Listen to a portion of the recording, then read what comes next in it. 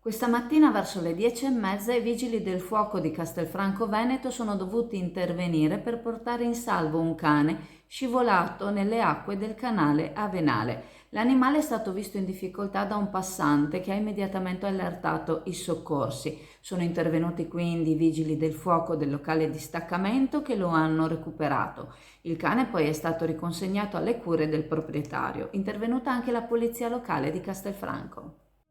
SD Auto informa della novità per il 2023, la revisione dei carrelli in sede. Si effettuano revisioni in sede dei rimorchi di massa complessiva non superiore ai 3.500 kg, 01 e 02, di carrelli per imbarcazioni, per moto, per auto, roulotte, trailer per il trasporto cavalli, carrelli tenda, carrelli trasporto animali e tutti i carrelli di massa complessiva non superiore ai 3.500 kg. Potete contattare SD Auto per qualsiasi informazione o chiarimento.